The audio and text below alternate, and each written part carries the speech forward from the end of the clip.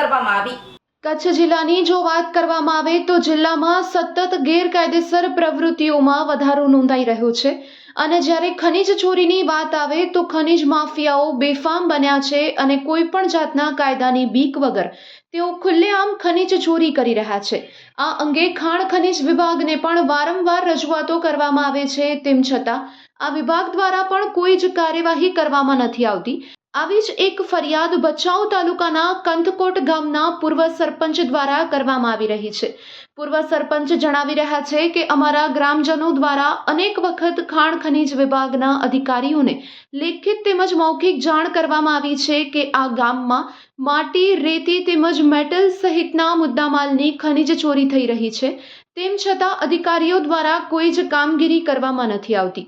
પૂર્વ સરપંચ દ્વારા જણાવવામાં આવ્યું કે અહીં હિટાચી મશીનથી ખોદકામ કરવામાં આવે છે અને ડમ્પર માટી ભરીને લઈ જતું હોય છે અને ક્યારેક આવા ડમ્પર ચાલકોની બેદરકારીના કારણે જો શાળાએ જતા બાળકો તેમજ અન્ય ગ્રામજનો કે મહિલાઓનો ભોગ લેવાશે અને જો તેઓને કોઈ પણ અકસ્માત નડશે તો તે માટે જવાબદાર ફક્ત ને ફક્ત ભૂમાફિયાઓ તેમજ ખાણ ખનીજ વિભાગ રહેશે તેવું તેમના દ્વારા જણાવવામાં આવ્યું હતું। આ અંગે તારીખ 24 ડિસેમ્બરના રોજ આવેદનપત્ર આપી રજૂઆત પણ કરવામાં આવી હતી, તેમ છતાં હજુ પણ ખનીજ વિભાગ દ્વારા કોઈ જ કામગીરી કરવામાં નથી આવતી।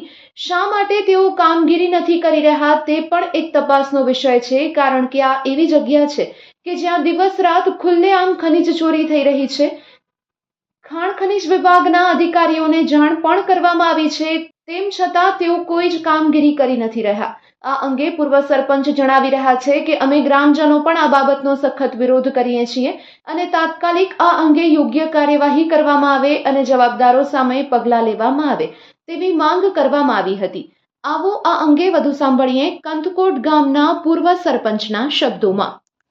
મારું નામ રાયધનભાઈ ભીમાભાઈ સંઘાર, પૂર્વ સરપંચ કંથકોટ ગ્રામ પંચાયત।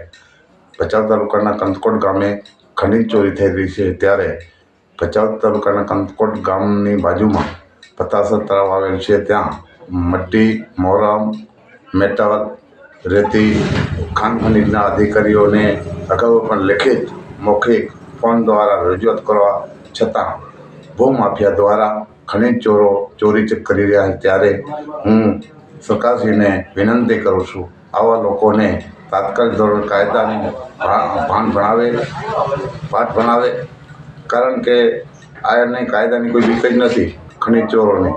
તો આના માટે હું વિનંતી કરું છું કે તાત્કાલિક ધોરણે અમારા ગામની અંદર જે મટ્ટી, મોરમ જે ઉપાડવામાં આવે છે ભૂમાફિયા દ્વારા, એમને તાત્કાલિક બંધ કરવામાં આવે એવી ગ્રામજનો વતીથી હું વિનંતી કરું છું અને આમાં ગ્રામજનોનો સખત વિરોધ છે।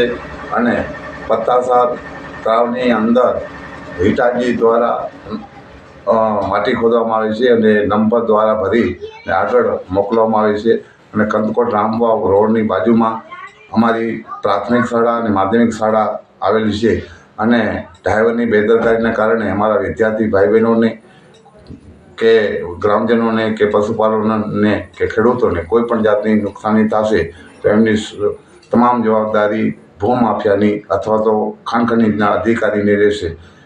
આના માટે અમે અગાઉ લેખિત 6/12/2024 લેખિત અને મૌખિક પણ રજૂઆત કરવા છતાં હજી સુધી કોઈ કાયદાકીય પગલાં ભરવામાં આવેલ નથી। તો આના માટે હું વિનંતી કરું છું, તાત્કાલિક ધોરણે આવા ભૂમાફિયા ખનીજ ચોરો કોકના રાજકીય વગ ધરાવતા હોવાથી અહીંયા જબરજસ્તીથી મટ્ટી ઉપાડવામાં આવે છે અને મને તથા મારા પરિવારને તથા મારી સાથે ફરતા મારા મિત્રો અથવા ગ્રામજનો કોઈને પણ જાનહાનિ થશે કે કોઈ પણ ધાક ધમકી આપવામાં આવશે કે હું ક્યારે પણ જાનના જોખમે કોઈ પણ મને તથા મારા પરિવારને તથા મારા મિત્રો પર કોઈ પણ હુમલો કરવામાં આવશે એની તમામ જવાબદારી અધિકારી અથવા તો ભૂમાફિયા અથવા તો રાજકીય આમને સપોર્ટ આપનાર તમામની